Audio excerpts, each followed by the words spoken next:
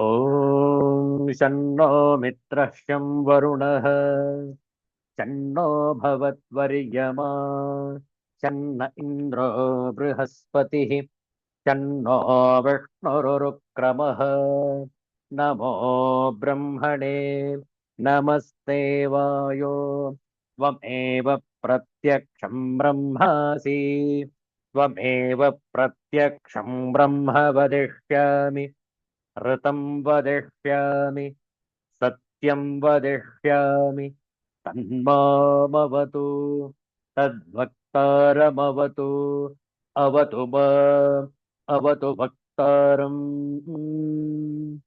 ॐ शान्ति शान्ति शान्तिः हरिः ॐ श्रीगुरुभ्यो नमः हरिः ॐ Universal prayer. Let's do it together. Oh, hidden light, vibrant in every atom. Oh, hidden light, shining in every creature. Oh, hidden love, embracing all in oneness. May each who feels himself as one with thee know he is also one with every other. Om Shanti, Shanti, Shanti. ಇಂದು ಪುಷ್ಯಮಾಸದ ಶುದ್ಧ ಅಷ್ಟಮಿ ಉಪರಿ ನವಮಿ ಆದಿತ್ಯವಾಸರ ಶ್ರೇಷ್ಠವಾದಂತಹ ಭಾನುವಾರ. ಈ ರವಿವಾಸರದ ಮುಸ್ಸಂಜೆಯಲ್ಲಿ ಶ್ರೀ ಮಹಿಷಾಸುರಮರ್ದಿನಿ ಸ್ತೋತ್ರಂ ಇದರ ಕೆಲವು ಶ್ಲೋಕಗಳ ಪಾರಾಯಣ ಶ್ರದ್ಧೆಯಿಂದ ಆಲಿಸುವಂತವರಾಗಿ ಶ್ರೀ ಮಹಿಷಾಸುರಮರ್ದಿನಿ ಸ್ತೋತ್ರಂ. ಅಯಿ ನಿಜ ಹುಂಕೃತಿ ಮಾತ್ರ ನಿರಾಕೃತ ಧೂಮ್ರ ವಿಲೋಚನ ಧೂಮ್ರಶತೆ ಸಮರ ವಿಶೋಷಿತ ಶೋಣಿತ ಬೀಜ ಸಮುದ್ಭವ ಶೋಣಿತ ಬೀಜಲತೆ ಶಿವ ಶಿವ ಶುಂಭ ನಿಶುಂಭ ಮಹಾಹವ ತರ್ಪಿತ ಭೂತ ಪಿಶಾಚರತೆ ಜಯ ಜಯ ಹೇ ಮಹಿಷಾಸುರಮರ್ದಿನಿ ರಮ್ಯಕಪರ್ದಿನಿ ಶೈಲಸುತೆ ಧನುರನು ಸಂಗರಣ ಕ್ಷಣ ಸಂಗ ಪರಸ್ಫುರದಂಗ ನಟತ್ಕಟಕೆ ಕನಕ ಪಿಶಂಗ ಪ್ರಷತ್ಕ ನಿಶಂಗ ಪ್ರಸದ್ಭಟ ಶೃಂಗ ಹತ ವಟುಕೆ ಕೃತ ಚತುರಂಗ ಬಲ ಕ್ಷತಿರಂಗ ಘಟದ್ ಬಹುರಂಗ ರಟದ್ ಬಟುಕೆ ಜಯ ಜಯ ಹೇ ಮಹಿಷಾಸುರಮರ್ದಿನಿ ರಮ್ಯಕಪರ್ದಿನಿ ಶೈಲಸುತೆ ಜಯ ಜಯ ಜಪ್ಯ ಜಯೇ ಜಯ ಶಬ್ದ ಪರಸ್ತುತಿ ತತ್ಪರ ವಿಶ್ವನುತೆ ಫಣ ಭಣ ಭಿಂಜಿಮಿ ಭಿಂಕೃತ ನೂಪುರ ಸಿಂಜಿತ ಮೋಹಿತ ಭೂತಪತೆ ನಟಿತ ನಟಾರ್ಧ ನಟಿ ನಟ ನಾಯಕ ನಾಟಿತ ನಾಟ್ಯ ಸುಗಾನರತೆ ಜಯ ಜಯ ಹೇ ಮಹಿಷಾಸುರಮರ್ದಿನಿ ರಮ್ಯಕಪರ್ದಿನಿ ಶೈಲಸುತೆ ಅಯಿ ಸುಮನಸ್ಸು ಮನಸ್ಸು ಮನ ಸುಮನಸ್ಸು ಮನೋಹರ ಕಾಂತಿಯುತೆ ಶ್ರಿತ ರಜನಿ ರಜನಿ ರಜನಿ ರಜನಿ ರಜನಿ ಕರವಕ್ತ್ರವೃತೆ ಸುನಯನ ವಿಭ್ರಮರ ಭ್ರಮರ ಭ್ರಮರ ಭ್ರಮರ ಭ್ರಮರಾಧಿಪತೆ ಜಯ ಜಯ ಹೇ ಮಹಿಷಾಸುರಮರ್ದಿನಿ ರಮ್ಯಕಪರ್ದಿನಿ ಶೈಲಸುತೆ ಸಹಿತ ಮಹಾಹವ ಮಲ್ಲ ಮತಲ್ಲಿಕ ಮಲ್ಲಿತರಲ್ಲಕ ಮಲ್ಲರತೆ ವಿರಚಿತ ವಲ್ಲಿಕ ಪಲ್ಲಿಕ ಮಲ್ಲಿಕ ಭಿಲ್ಲಿಕ ಭಿಲ್ಲಿಕ ವರ್ಗವೃತೆ ಸಿತಕೃತ ಪುಲ್ಲಸ ಮುಲ್ಲಸಿತಾರುಣ ತಲ್ಲಜ ಪಲ್ಲವ ಸಲ್ಲಲಿತೆ ಜಯ ಜಯ ಹೇ ಮಹಿಷಾಸುರಮರ್ದಿನಿ ರಮ್ಯಕಪರ್ದಿನಿ ಶೈಲಸುತೆ ರಮ್ಯಕಪರ್ದಿನಿ ಶೈಲಸುತೆ ರಮ್ಯಕಪರ್ದಿನಿ ಶೈಲಸುತೆ. ಶ್ರೀ ಜಗದಂಬಾ ಮಾತಾ ಕೀ ಜಯ.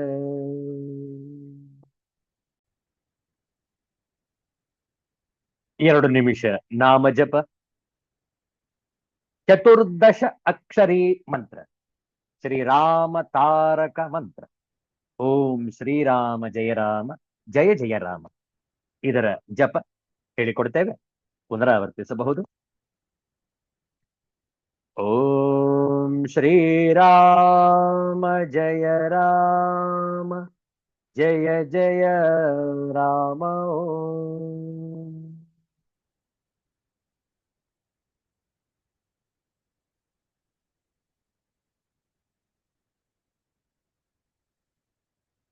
ಶ್ರೀರಾಮ ಜಯ ರಾಮ ಜಯ ಜಯ ರಾಮ.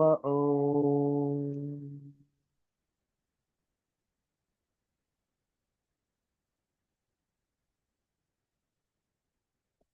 ಶ್ರೀರಾಮ ಜಯ ರಾಮ ಜಯ ಜಯ ರಾಮ. ಓಂ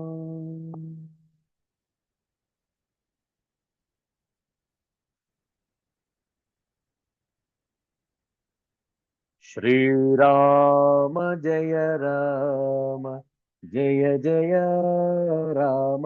ಓಂ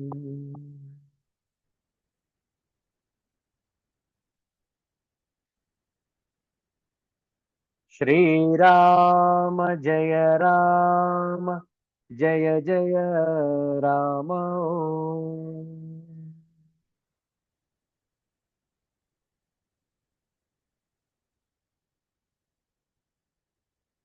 ಶ್ರೀರಾಮ ಜಯ ರಾಮ ಜಯ ಜಯ ರಾಮ. ಓಂ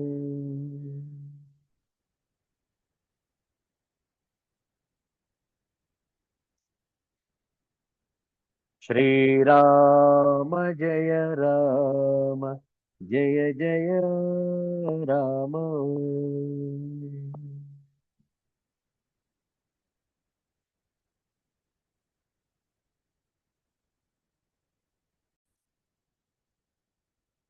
ಒಂದು ಸುಂದರವಾದ ತತ್ವ ವಿಚಾರ ಉಳ್ಳ, ಪ್ರಾರ್ಥನೆಯುಳ್ಳ ಒಂದು ಹಿಂದಿ ಭಜನೆ ಹೇಳಿಕೊಟ್ಟ ನಂತರ ಪುನರಾವರ್ತನೆ.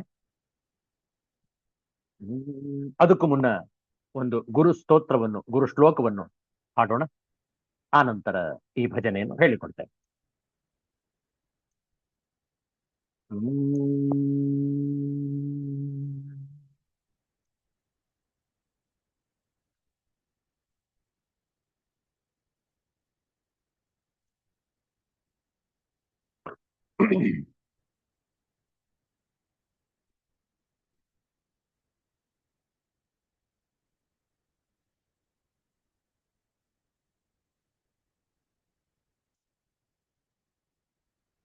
ಇದೊಂದು ಸುಂದರವಾದ ಸಂಸ್ಕೃತದ ಶ್ರೀ ಗುರು ಸ್ತುತಿ.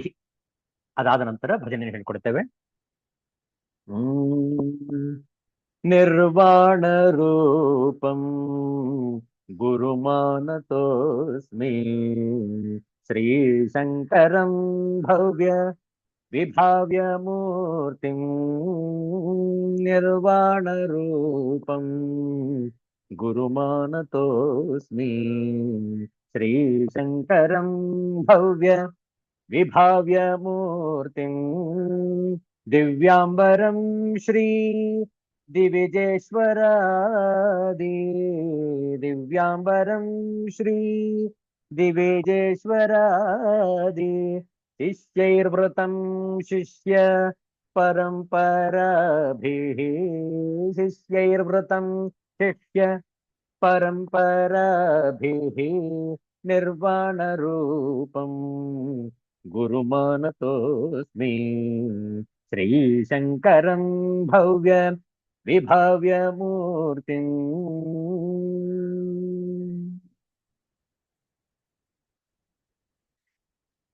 ಸುಂದರವಾದ ಒಂದು ಹಿಂದಿ ಭಜನೆ, ತಾವು ಪುನರಾವರ್ತಿಸಬಹುದು. ಓಂ हे प्रभो आनंद दाता ज्ञान हमको दीजिए।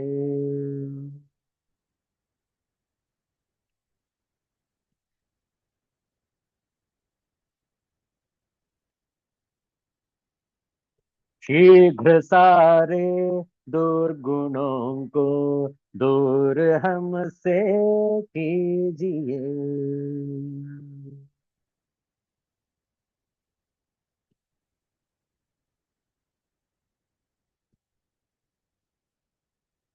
लीजिए हमको शरण में, हम सदाचारी बने।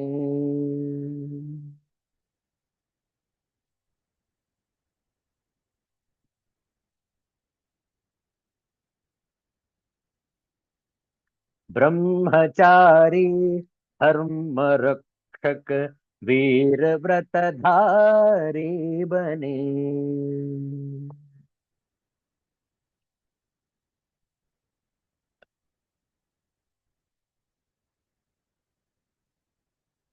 हे प्रभो आनंद दाता, ज्ञान हमको दीजिए।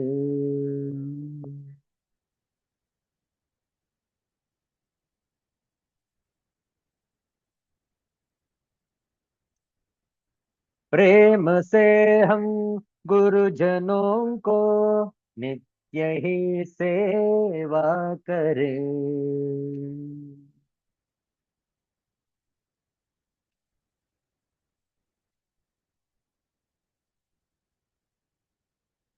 सत्य बोले झूठ त्यागे, मेल आपस में करें।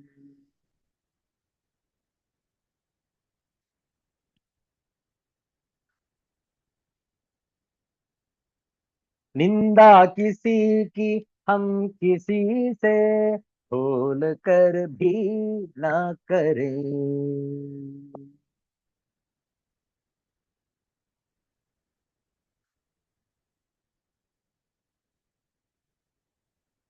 दिव्य जीवन हो हमारा, तेरे यश गाया करें।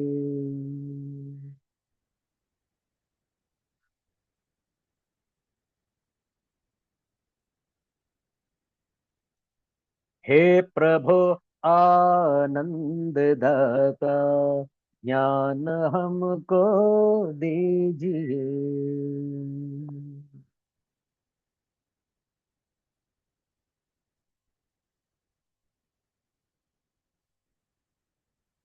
ज्ञान हमको दीजिए।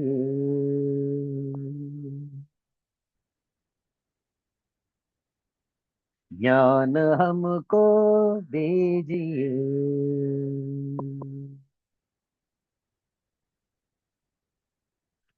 सिद्धांत अवधूत चिंतन श्री गुरुदेव दत्त। जय जय रघुवीर समर्थ, श्री सद्गुरुनाथ महाराज की जय। हर हर नमः पार्वती पतये, हर हर महादेव शंभो।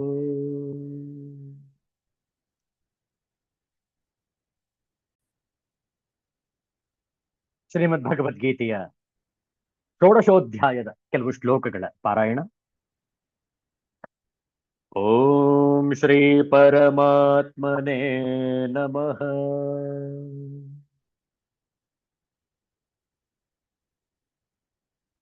ಅಥ ಷೋಡಶೋಧ್ಯಾಯಃ.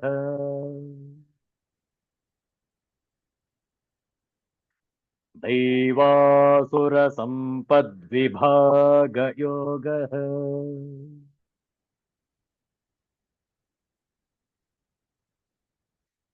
श्री भगवानुवाच द्वौ भूत सर्गौ लोकेऽस्मिन्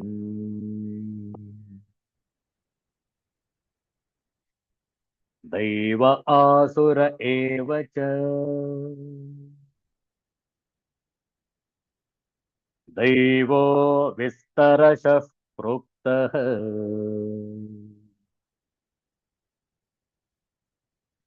आसुरं पार्थ मे शृणु।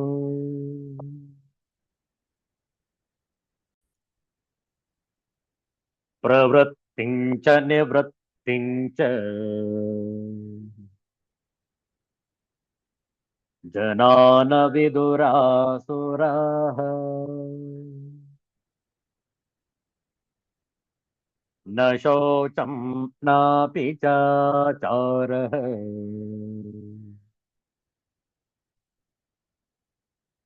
न सत्यं तेषु विद्यते।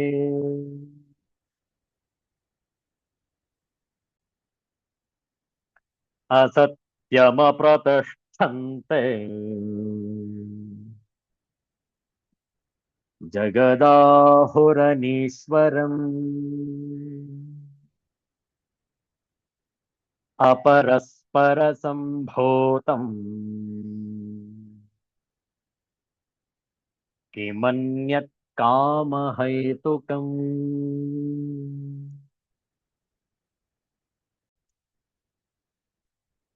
एतां दृष्टिमवष्टभ्य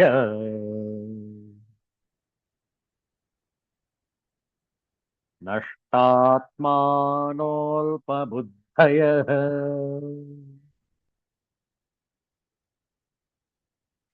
प्रभवन्त्युग्रकर्माणः क्षयाय जगतो हिताः।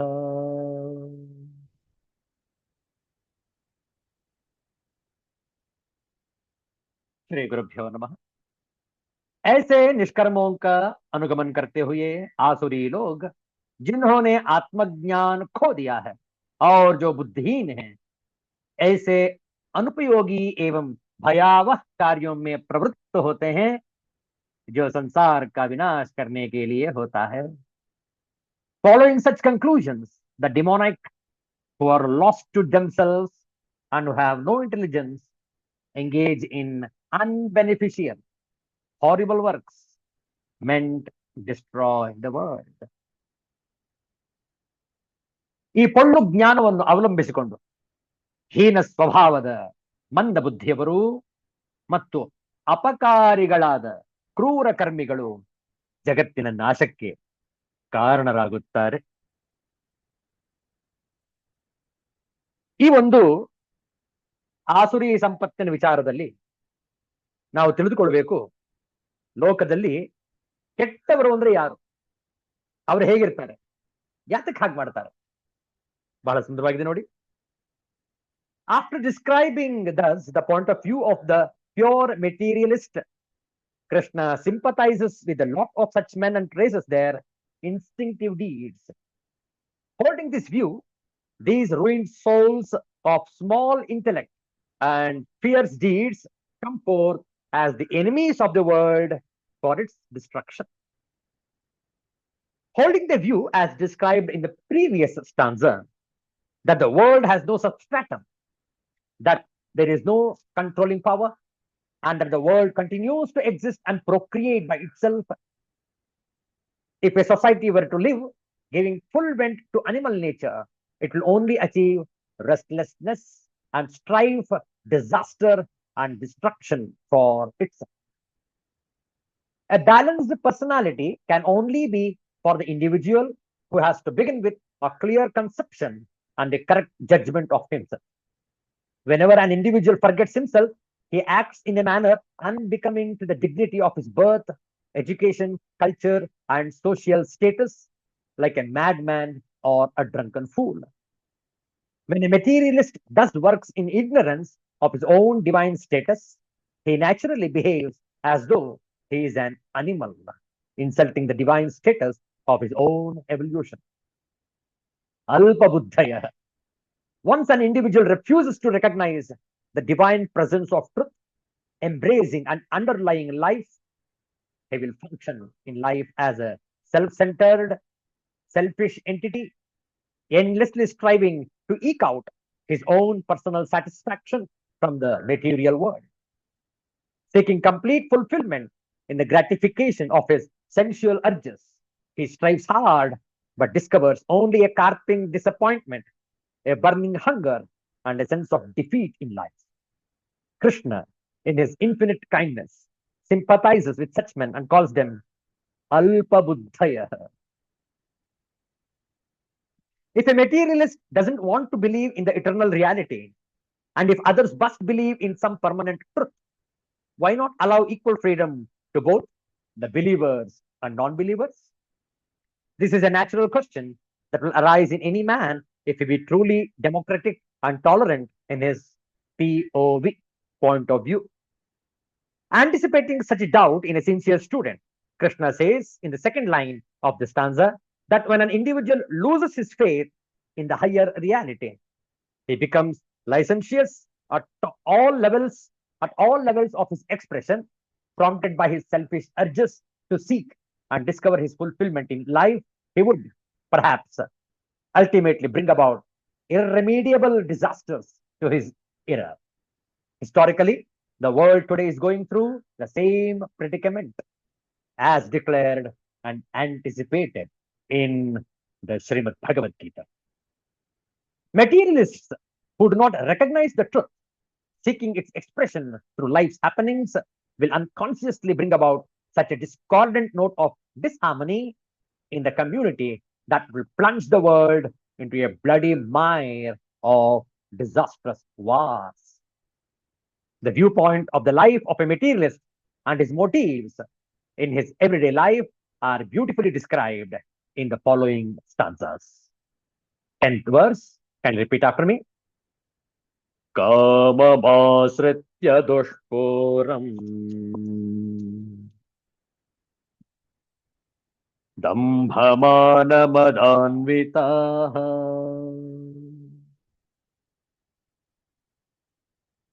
मोहाद् गृहीत्वा सद्ग्राहान् प्रवर्तन्ते शुचिव्रताः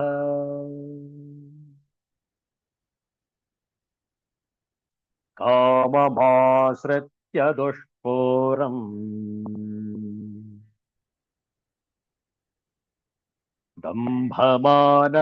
दम्भमानमदान्विताः मोहाद् गृहीत्वा सद्ग्राहान्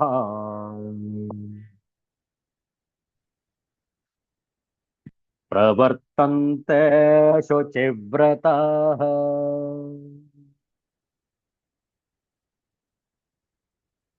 कभी न संतुष्ट होने वाले काम का आश्रय लेकर तथा गर्व के मद एवं मिथ्या प्रतिष्ठा में डूबे हुए आसुरी लोग इस तरह मोहग्रस्त होकर सदैव क्षणभंगुर वस्तुओं के द्वारा अपवित्र कर्म का व्रत लिए रहते हैं. The demonic taking shelter of insatiable lust, pride and false prestige, and being thus illusioned, are always sworn to unclean work, attracted by the impermanent. Kamam ashritya dushpuram dambhamana madanvitaah mohat grihitva asadgrahan pravartante ashuchivrataah. ದಂಭಮಾನ ಮದಾನ್ವಿತಾಹ, ಗರ್ವ ಮಾನ ಮದಗಳಿಂದ ಕೂಡಿದವರಾಗಿ, ದುಷ್ಪೂರಂ ಯಾವ ರೀತಿಯಿಂದಲೂ ಸಹ ಪೂರ್ಣ ತೃಪ್ತಿಯಾಗಲಾರದಂತಹ, ಕಾಮಂ ಆಶ್ರಿತ್ಯ ಕಾಮಾದಿಗಳನ್ನು ಆಶ್ರಯಿಸಿಕೊಂಡು, ಮೋಹಾತ್ ಅಸತ್ ಗ್ರಹಾನ್ ಅಜ್ಞಾನದಿಂದ ಪೊಳ್ಳು ಸಿದ್ಧಾಂತಗಳನ್ನು ಗೃಹೀತ್ವ ಅನುಸರಿಸಿ, ಅಶುಚಿವ್ರತಾ ಭ್ರಷ್ಟ ಆಚರಣೆಗಳಲ್ಲಿ ಪ್ರವರ್ತಂತೆ ತೊಡಗಿರುತ್ತಾರೆ. ಗರ್ವ ಮಾನ ಮದಗಳಿಂದ ಕೂಡಿದವರು ಯಾವ ರೀತಿಯಿಂದಲೂ ಸಹ ಪೂರ್ಣ ತೃಪ್ತಿಯಾಗಲಾರದಂತಹ ಕಾಮಾದಿಗಳನ್ನು ಆಶ್ರಯಿಸಿಕೊಂಡು, ಅಜ್ಞಾನದಿಂದ ಪೊಳ್ಳು ಸಿದ್ಧಾಂತಗಳನ್ನು ಅನುಸರಿಸಿ ಭ್ರಷ್ಟ ಆಚರಣೆಗಳಲ್ಲಿ ತೊಡಗಿರುತ್ತಾರೆ. ಇದರ ಶಾಂಕರ ಭಾಷ್ಯವನ್ನು ನೋಡೋಣ. 10ನೆಯ ಶ್ಲೋಕ, 16ನೆಯ ಅಧ್ಯಾಯ. ಈತಾಂ ದೃಷ್ಟಿಂ ಅವಷ್ಟಭ್ಯ ಆಶ್ರಿತ್ಯ ನಷ್ಟಾತ್ಮಾನಃ ನಷ್ಟ ಸ್ವಭಾವಾಃ ವಿಭ್ರಷ್ಟ ಪರಲೋಕ ಸಾಧನಾಃ ಅಲ್ಪಬುದ್ಧಯಃ ವಿಷಯ ವಿಷಯ ವಿಷಯ ಅಲ್ಪೈವ ಬುದ್ಧಿ ಏಷಾಂತೆ ಅಲ್ಪಬುದ್ಧಯಃ ಪ್ರಭವಂತಿ ಉದ್ಭವಂತಿ ಉಗ್ರಕರ್ಮಾಣಃ ಕ್ರೂರಕರ್ಮಾಣಃ ಹಿಂಸಾತ್ಮಕಾಃ ಕ್ಷಯಾಯ ಜಗತಃ ಪ್ರಭವಂತಿ ಇತಿ ಸಂಬಂಧಃ ಜಗತಃ ಅಹಿತಾಃ ಶತ್ರವಃ ಇತ್ಯರ್ಥಃ. ಇಂತಹವರು ಅಲ್ಪಬುದ್ಧಿಗಳು, ಅಹಿತರು, ಜಗತ್ತಿನ ಶತ್ರುಗಳು ಎಂದು ಹಿಂದಿನ ಶ್ಲೋಕದಲ್ಲಿ ಹೇಳಿಯಾಗಿದೆ. ತೇಚ ಕಾಮಂ ಇಚ್ಛಾ ವಿಶೇಷಂ ಆಶ್ರಿತ್ಯ ಅವಷ್ಟಭ್ಯ ದುಷ್ಪೂರಂ ಅಶಕ್ಯ ಪೂರಣಂ ದಂಭಮಾನ ಮದಾನ್ವಿತಾಃ ದಂಭಶ್ಚ ಮಾನಶ್ಚ ಮದಶ್ಚ ದಂಭಮಾನ ಮದಾಃ ತೈಃ ಅನ್ವಿತಾಃ ದಂಭಮಾನ ಮದಾನ್ವಿತಾಃ ಮೋಹಾತ್ ಅವಿವೇಕತಃ ಗೃಹೀತ್ವಾ ಉಪಾದಾಯ ಅಸದ್ಗ್ರಾಹಾನ್ ಅಶುಭ ನಿಶ್ಚಯಾನ್ ಪ್ರವರ್ತಂತೆ ಲೋಕೆ ಅಶುಚಿವ್ರತಾಃ ಅಶುಚೀನಿ ವ್ರತಾನಿ ಏಷಾಂತೆ ಅಶುಚಿವ್ರತಾಃ. ಭಾಷ್ಯಾರ್ಥ ನೋಡಿ. ಮತ್ತು ಅವರು ದುಷ್ಪೂರವಾದ ತುಂಬಿಸುವುದಕ್ಕೆ ಆಗದೇ ಇರುವ ಕಾಮವನ್ನು, ಇಚ್ಛಾ ವಿಶೇಷವನ್ನು ಆಶ್ರಯಿಸಿ ಅವಲಂಬಿಸಿಕೊಂಡು ದಂಭಮಾನ ಮದಾನ್ವಿತರಾಗಿ, ದಂಭ ಅಭಿಮಾನ ಮದ ಇವುಗಳು ದಂಭಮಾನ ಮದಗಳು, ಇವುಗಳಿಂದ ಒಡಗೂಡಿದವರು ದಂಭಮಾನ ಮದಾನ್ವಿತರು. ಅಂಥವರಾಗಿ ಮೋಹದಿಂದ, ಅವಿವೇಕದಿಂದ, ಅಸದ್ಗ್ರಾಹಗಳನ್ನು, ಕೆಟ್ಟ ಮನೋನಿಶ್ಚಯಗಳನ್ನು ಹಿಡಿದು ಕೈಗೊಂಡು ಲೋಕದಲ್ಲಿ ಅಶುಚಿವ್ರತರಾಗಿ ನಡೆಯುತ್ತಿರುವರು. ಅಶುಚಿಯಾದ ನಿಯಮಗಳುಳ್ಳವರು ಯಾರೋ ಅವರು ಅಶುಚಿವ್ರತರು. ಅಂಥವರಾಗಿ ಈ ಆಸುರಿ ಸಂಪತ್ತಿನ ಜನರು ನಡೆಯುತ್ತಿರುವರು. ಆಚಾರ್ಯ ಶಂಕರರ ಭಾಷ್ಯ ಅತ್ಯಂತ ಸ್ಪಷ್ಟ, ನೇರ, ಸರಳ. ಇದರ ವಿಸ್ತೃತವಾದ ವಿವರವನ್ನು ಮತ್ತೆ ನೋಡುವ. ನರ ವಿವೇಕವದೇನು ಬರಿಯ ಮಳೆ ನೀರಲ್ಲ, ಕೆರೆಯ ನೀರ್ ಊರ ಮೈ ಸೋಂಕುಗಳ ಬೆರಕೆ, ಧರೆಯ ರಸವಾಸನೆಗಳಾಗಸದ ನಿರ್ಮಲದ ವರವ ಕದಡಾಗಿ ಬುಬು ಮಂಕುತಿಮ್ಮ ಮಂಕುತಿಮ್ಮ. ನರನ ವಿವೇಕ ಹೇಗಿರುತ್ತೆ ನೋಡಿ. ನರ ವಿವೇಕವದೇನು ಬರಿಯ ಮಳೆ ನೀರಲ್ಲ, ಕೆರೆಯ ನೀರ್ ಊರ ಮೈ ಸೋಂಕುಗಳ ಬೆರಕೆ, ಧರೆಯ ರಸವಾಸನೆಗಳಾಗಸದ ನಿರ್ಮಲದ ವರವ ಕದಡಾಗಿ ಬುವು ಮಂಕುತಿಮ್ಮ ಮಂಕುತಿಮ್ಮ. ಆತ ಅಸುರನಾಗೋದಕ್ಕೆ ಕಾರಣ ಏನು ಅಂತ ಹೇಳಿದ್ರೆ ಅವನ ಅವಿವೇಕತನ. ಕಾರಣ ಎಲ್ಲ ಮೈಲಿಗೇನು ಹೊತ್ಕೊಂಡಿದ್ದಾನಂತ ನೋಡಿ. ನರಕ ವಿವೇಕವದೇನು, ನರ ವಿವೇಕವು ಅದೇನು, ರಸವಾಸನೆಗಳಾಗಸದ, ರಸ ವಾಸನೆಗಳು ಆಗಸದ, ಕದಡಾಗಿಪುವು, ಕದಡು ಆಗಿಪುವು. ನರ ಮನುಷ್ಯ, ಸೋಂಕು ಅಂಟು, ಬೆರಕೆ ಮಿಶ್ರಣ, ಧರೆಯ ಭೂಮಿಯ, ಆಗಸದ ಆಕಾಶದ, ನಿರ್ಮಲ ಶುದ್ಧ, ಕದಡು ಅಶುದ್ಧಗೊಳಿಸು.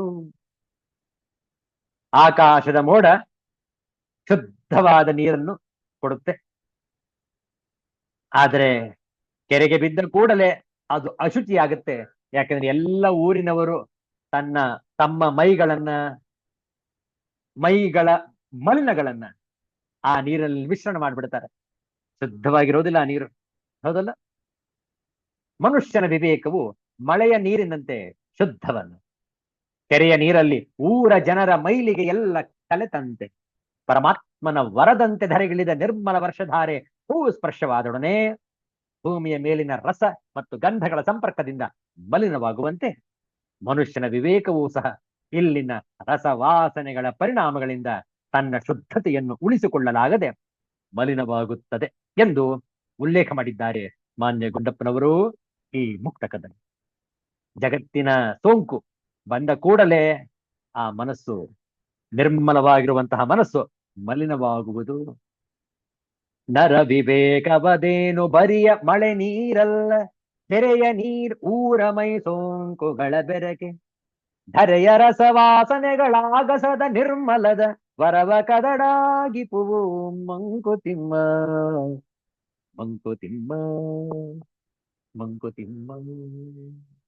ಮೋಡಗಳ ಸೆರೆಯಿಂದ ಧರೆಗಿಳಿವ ನೀರ ಹನಿಗಳು ಮಳೆಯಾಗಿ ಭೂ ಸ್ಪರ್ಶವಾಗುವ ತನಕ ಪರಿಶುದ್ಧವಾಗಿದ್ದು, ಭೂಮಿಗೆ ಬಿದ್ದೊಡನೆಯೇ ಈ ನೆಲದ ರುಚಿ ಮತ್ತು ಗಂಧಗಳನ್ನೆಲ್ಲ ತನ್ನೊಳಗೆ ಸೇರಿಸಿಕೊಂಡು ಕಲುಷಿತವಾಗುವಂತೆ ಮನುಷ್ಯನ ವಿವೇಕವೂ ಸಹ ಈ ಜಗತ್ತಿನ ಅಂಟಿನಿಂದ ಕಲುಷಿತವಾಗುತ್ತದೆ. ಶಬ್ದ, ಸ್ಪರ್ಶ, ರೂಪ, ರಸ, ಗಂಧಾದಿಗಳಿಂದ ಸೋಂಕಿತ ನಮ್ಮ ವಿವೇಕದಲ್ಲಿ ಪರಿಶುದ್ಧತೆ ಇರಲು ಸಾಧ್ಯವೇ ಇಲ್ಲ. ಹುಟ್ಟಿದಾರ್ಭ್ಯ ಮಾತು ಮತ್ತು ವಿಷಯಗಳನ್ನು ಕಂಡು ಕೇಳಿ ನೋಡಿದ ನಮ್ಮ ವಿವೇಕವೂ ಅದರ ಪ್ರಭಾವಕ್ಕೆ ಒಳಗಾಗಿ ಪ್ರೇರಿತವಾಗುತ್ತದೆ. ನಮ್ಮ ಅನುಕೂಲಕ್ಕೆ ತಕ್ಕಂತೆ ತಪ್ಪು ಸರಿಗಳ ವಿಶ್ಲೇಷಣೆ ನಡೆದು ಕೆಲವನ್ನೋ ಅಥವಾ ಹಲವನ್ನೋ ಬಿಡುತ್ತದೆ ಮತ್ತು ಕೆಲವನ್ನು ಉಳಿಸಿಕೊಂಡು ತನ್ನ ಸ್ವಭಾವವಾಗಿಸಿಕೊಳ್ಳುತ್ತದೆ. ಹಾಗೆ ಮನುಷ್ಯನ ವಿವೇಕವು ಕಲುಷಿತಗೊಳ್ಳುತ್ತದೆ.